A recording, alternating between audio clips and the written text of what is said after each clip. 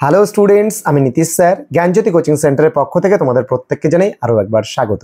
তো স্টুডেন্টস, আজকে আমি তোমাদেরকে যে বিষয়টি পড়াবো সেটা হচ্ছে ভিএসসি আন্ডারস্ট্যান্ডিং ইন্ডিয়া, এবং আজকে আমার ইউনিট 1-এর লাস্ট ক্লাস। ইউনিট 1-এর আমি তোমাদের অনেক ক্লাস দিয়েছি এবং যা যা প্রয়োজন ছিল সেগুলো প্রত্যেকটা বিষয় পড়িয়েছি, কিন্তু আজকে আমি তোমাদের পড়াবো ট্র্যাডিশনাল ড্রেসেস, মানে ঐতিহ্যবাহী পোশাক, রাজ্যভিত্তিক। কিন্তু দেখো, কবিগুরু রবীন্দ্রনাথ ঠাকুরের একটা শ্লোক আমাদের খুব মনে পড়ে, বা একটা কবিতার লাইন আমাদের খুব মনে পড়ে, যে নানা জাতি নানা মত নানা পরিধান বিভেদের মাঝে দেখো মিলন মহান। দেখবা, অর্থাৎ নানা জাতি ভারতবর্ষে মানুষ রয়েছে, নানা মত তাদের রয়েছে, এবং তারা নানান ধরনের পরিধান পরে, মানে বস্ত্র বা পোশাক পরে। তো আমাদের ভারতের কালচার কিন্তু এটাই, যে নানা জাতি নানা মত নানা পরিধান বিভেদের মাঝে দেখো মিলন মহান। তাহলে এই যে এত বিস্তর ফারাক, তার মাঝেও কোথাও যেন আমাদের প্রত্যেকের মধ্যে একটা মিল রয়েছে। তাহলে আমাদের ভারতবর্ষে যে 28টা স্টেট এবং 8টা কেন্দ্রশাসিত অঞ্চল যে রয়েছে, এবং তাদের পোশাক পরিচ্ছদের কথা যদি আমরা চিন্তা করি, যে প্রত্যেকেরই ক্ষেত্রে কিন্তু একটা ট্র্যাডিশনাল পোশাক রয়েছে বা ঐতিহ্যবাহী পোশাক রয়েছে, ট্র্যাডিশনাল ড্রেস রয়েছে তাদের। তো সেগুলো নিয়ে আজকের ক্লাসটা। তো স্টুডেন্টস, যারা এখনো পর্যন্ত আমাদের অফিসিয়াল ইউটিউব চ্যানেলটিকে সাবস্ক্রাইব করনি, তারা অবশ্যই চ্যানেলটিকে সাবস্ক্রাইব করে পাশে থাকা বেল আইকন অল প্রেস করে দাও, যাতে নেক্সট টাইম থেকে কোনো ভিডিও আপলোড করলে তার নোটিফিকেশন তুমি পেতে পারো। বন্ধুদের সঙ্গে ক্লাসটি অবশ্যই শেয়ার করবে, তাদেরকেও জানানোর সুযোগ করে দাও বা জানার সুযোগ করে দাও যে আমাদের জ্ঞানজ্যোতি কোচিং সেন্টার তোমাদের পাশে সবসময় ছিল, আছে এবং ভবিষ্যতেও থাকবে তোমাদের পাশে।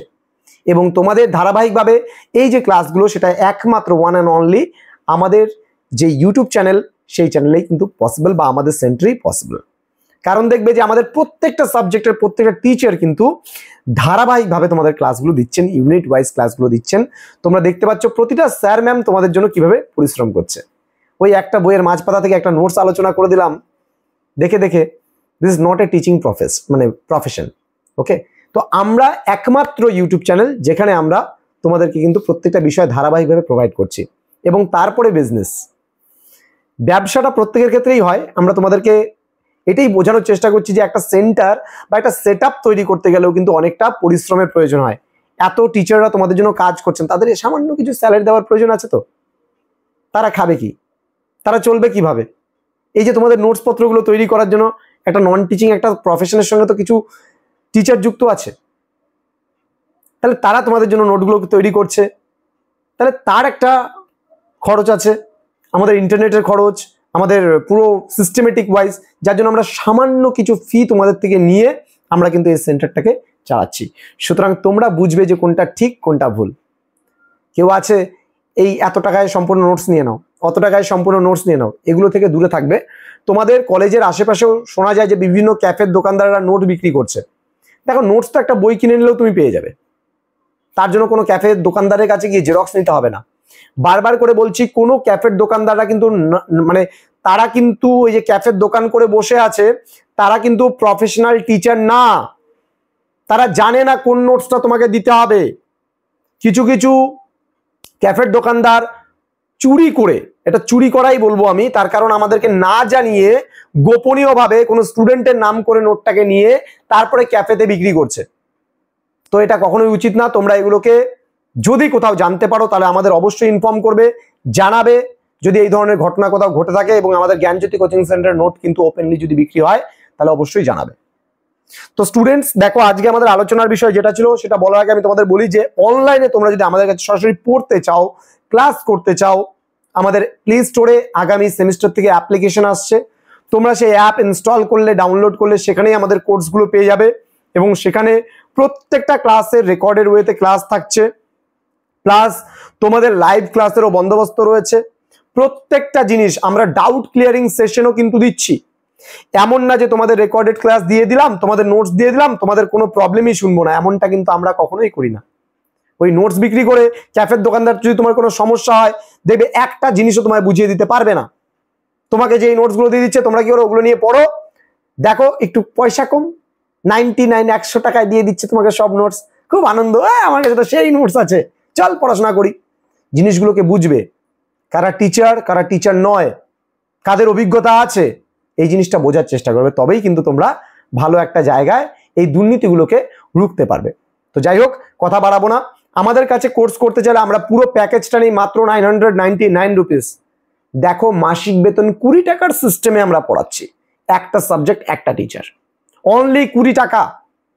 তুমি 20 টাকার বিনিময়ে আমাদের সেন্টারে পড়তে পারছো। মান্থলি ফিস একটা সাবজেক্ট একটা টিচার পাবেন, তার জন্য মান্থলি ফিস অনলি 20 টাকা।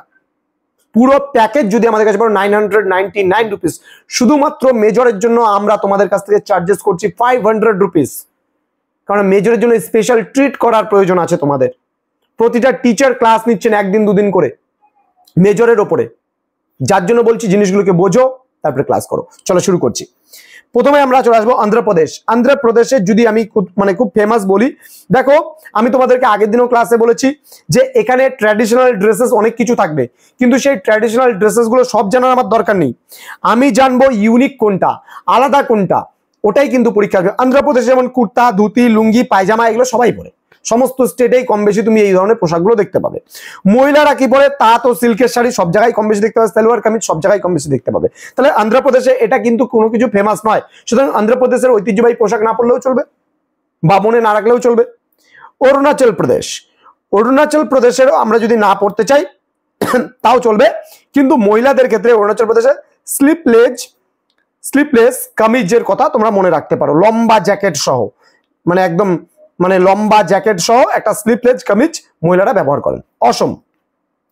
অসমের জন্য মনে রাখবে তুমি রিহা মেখলা বা মেখলা চাদর, এটা মনে রাখবে মহিলারা পরে, ধুতি কুর্তি পরার দরকার নেই বা মনে রাখারও দরকার নেই।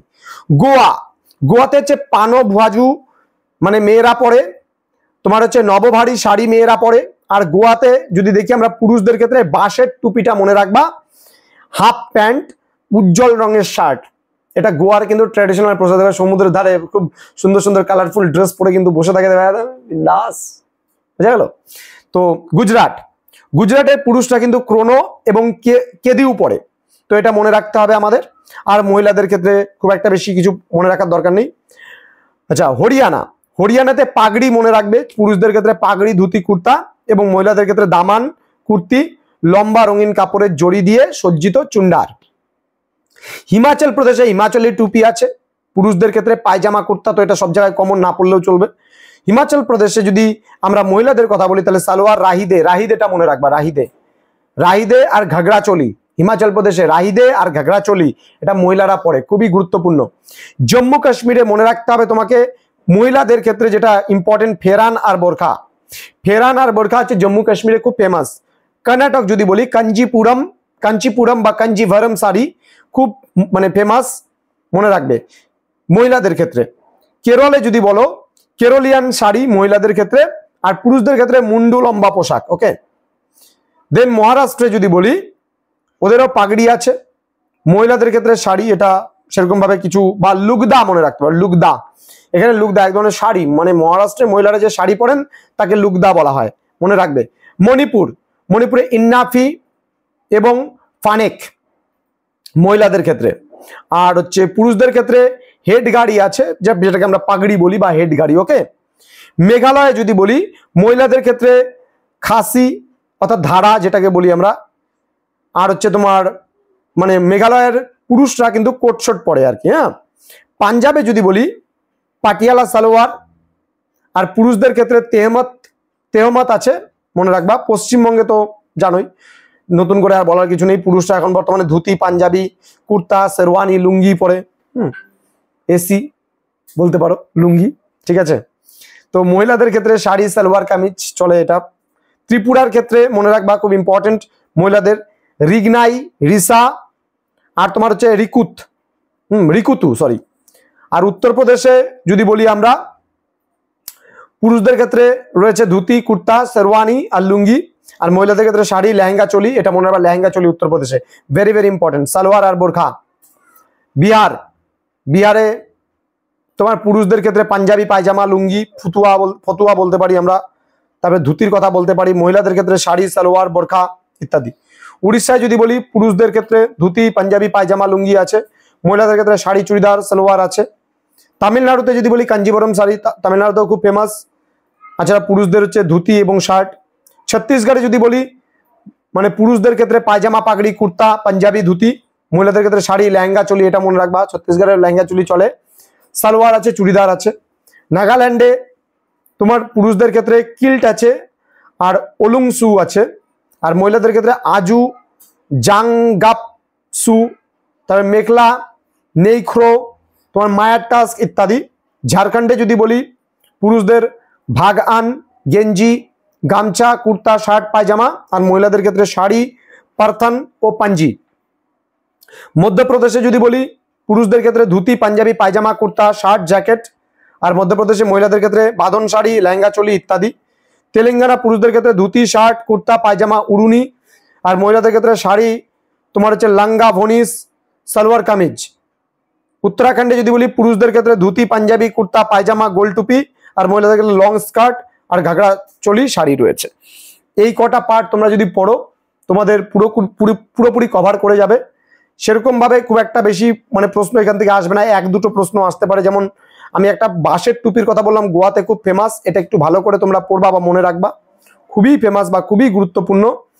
আর দুই এক জায়গার যে পড়াগুলো রয়েছে সেই মানে ড্রেসেসগুলো পড়বা, তাহলেই তোমাদের হয়ে যাবে। তো স্টুডেন্টস, তোমাদের সঙ্গে দেখা হবে খুব তাড়াতাড়ি পরবর্তী নতুন কোনো ক্লাস নিয়ে, যেটা আমরা ইউনিট 2 এর কিছু টপিক নিয়ে আমি আলোচনা করব পরবর্তী ক্লাসগুলোতে। তোমরা প্রত্যেকে ভালো থেকো, সুস্থ থেকো। Thank you so much, thanks for watching. After all, thank you.